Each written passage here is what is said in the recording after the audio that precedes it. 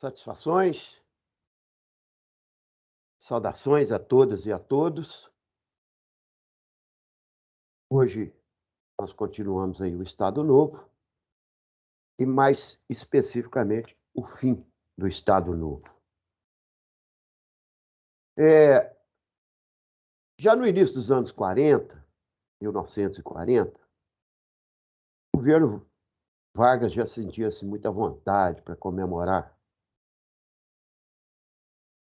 o golpe de 1937, Dia do Trabalhador, a paz social, o crescimento econômico. Mas vamos falar aí agora da crise que começa a se instalar dentro do próprio regime. Eu compartilho com vocês aí o PowerPoint. Nós vimos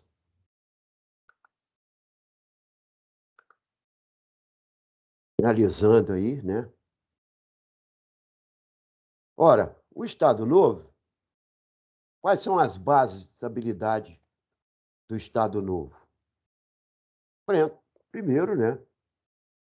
Esse regime ditatorial tinha consentimento de setores das burguesia industrial, agroexportadora e boa parte das oligarquias latifundiárias, conservadoras. Afinal de contas, a repressão aos comunistas, aos entreguistas, aqueles que eram liberais, favoráveis ao capital estrangeiro, isso já havia se consumado. O apoio da maioria da cúpula do Exército, a maioria do Exército apoiava o Getúlio, estava dentro do governo, na máquina burocrática, inclusive como conselheiros, né, dos mais variados conselhos, estados, conselhos que organizavam, normatizavam as atividades econômicas no Brasil. Tinha o apoio da grande parte, né, de boa parte das camadas médias urbanas, especialmente aquelas camadas mais também conservadoras, né? A própria conjuntura internacional, marcada pela guerra e pela ascensão do fascismo, então, uma economia de guerra, o mundo estava, né, envolvido no maior conflito da história. Essa ascensão do fascismo, né, na Europa, aqui, né, um regime ditatorial de caráter fascista. Além do mais, né, a desorganização das forças populares, mediante intensa repressão policial e do controle estatal dos sindicatos de trabalhadores. Então, portanto, tudo isso estava sob a tutela do Estado, né? Então, mas, a partir de 1942, em especial, começam a surgir indícios, né? Começam a surgir fatos que vão interferir aí na estabilidade desse regime. O maior deles é a questão do Brasil ter que optar, né, por pressão internacional, pressão especialmente dos Estados Unidos, de que lado ele estaria, né, lutando a Segunda Guerra Mundial. Ora, prestem muito bem atenção no que eu vou lhes dizer, porque quanto à política externa do governo Vargas no Estado Novo, diante do movimento, diante da Segunda Guerra Mundial, o governo Vargas mantém uma política externa dúbia. O que eu quero dizer com isso? Primeiro, ele se mantém neutro, né?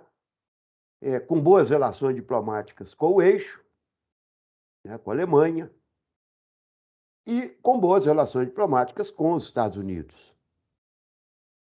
Ora, o Brasil, nesse momento, exporta carne, exporta produtos agrícolas, né, minério de ferro, para os aliados, né, tem um comércio com os aliados e com o eixo.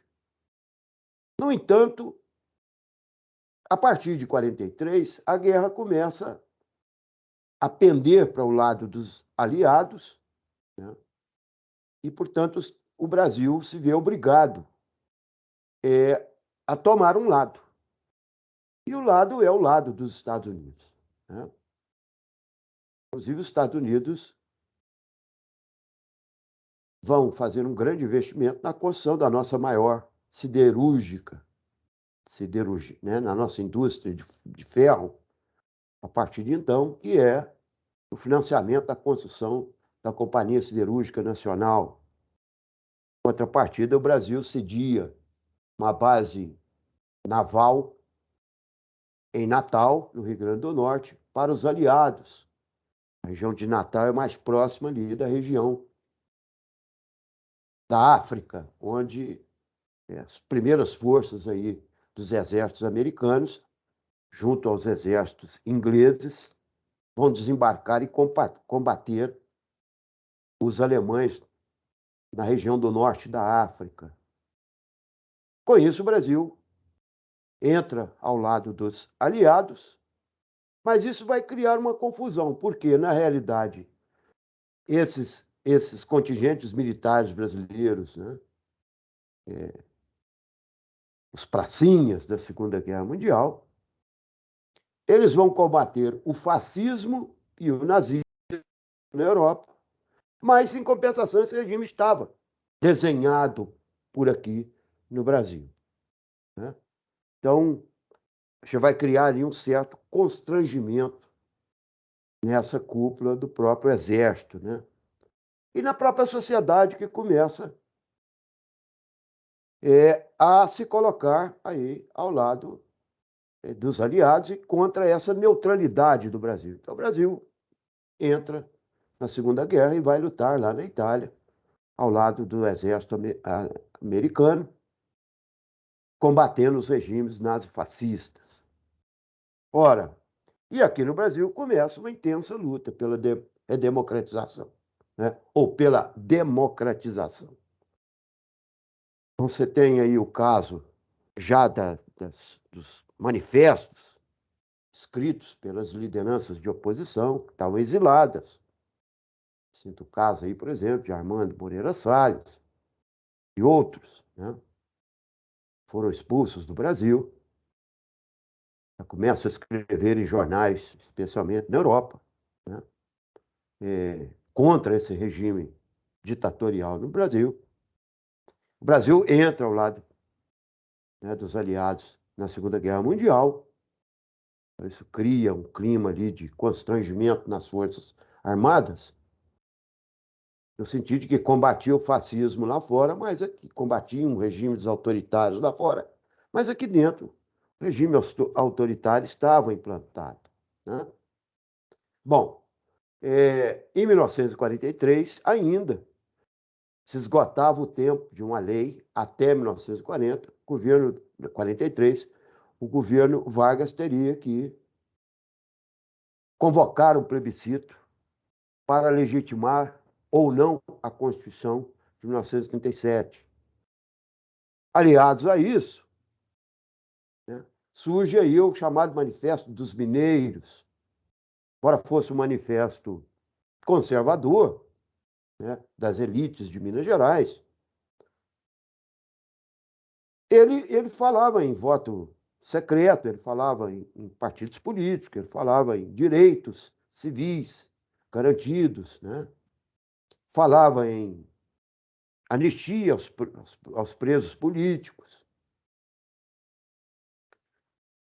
Bom, o Getúlio, percebendo essas manobras, né, já de oposição, começa a trocar pessoas dentro do próprio governo, o que vai desagradar algumas lideranças desse próprio governo. É o caso, por exemplo, de Oswaldo Aranha, que se afasta do governo, né?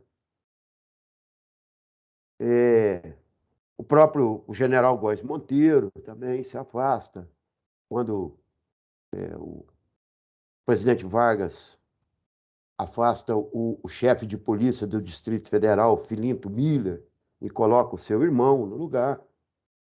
Então, parte dessas lideranças do próprio Exército começam a se afastar do governo. Aliados a isso, tem uma divulgação do Manifesto pela Democratização no primeiro Congresso Brasileiro de Escritores, em São Paulo, janeiro de 1945. Também em janeiro de 45, a fundação da UDN, então aquela oposição que foi reprimida, né, exilada, aí após a instauração do Estado Novo, se organiza numa manifestação clara, né, de que não vão aceitar mais aquelas imposições do governo ditatorial. Então, contrariando a própria legislação, eles criam a União Democrática Nacional. A própria pressão externa dos Estados Unidos e do capital internacional, representado especialmente pelos Estados Unidos, por causa dessa política de nacionalização, desse nacionalismo estatal independente, né, como política do Estado Novo, começa uma pressão, uma abertura de mercado. Já também em 45, Getúlio funda o PSD e lança, né, numa manobra, o seu candidato à sucessão, que é o seu chefe do Estado-Maior das Forças Armadas, né, o general Eurico Gaspar Dutra, um general que ele conhecia muito bem. Havia, inclusive, uma citação à época dizendo: com Eurico eu fico. Né? Sabia muito bem a capacidade política, administrativa que tinha esse general, e o Getúlio sabia muito bem que, ganhando as eleições, e agora elas são irreversíveis, né, o Eurico faria de tudo para que o próprio Getúlio voltasse depois. Anistia aos presos políticos, a lei de anistia, né? Getúlio decreta uma lei de anistia a presos políticos e exilados, então a volta desses presos e a volta desses exilados e a libertação desses presos. Nota-se a figura de Luiz Carlos Prestes, né? Então, como representante de, né, a legalidade do Partido Comunista Brasileiro. Então, isso aí já começa a organizar os setores operários e populares. Uma, uma esse controle que havia sobre os sindicatos e as organizações operárias nasce ali dentro, por vontade das suas lideranças, o chamado queremismo. O que significa isso? Queremos democracia, mas com Getúlio. A UDN pregava: queremos democracia sem o Getúlio. Então, é o movimento chamado queremista. E que depois, num outro momento, nós vamos falar, porque esse movimento ganha um caráter muito forte. Deixa eu modificar aqui, tá queremismo, né? É queremismo.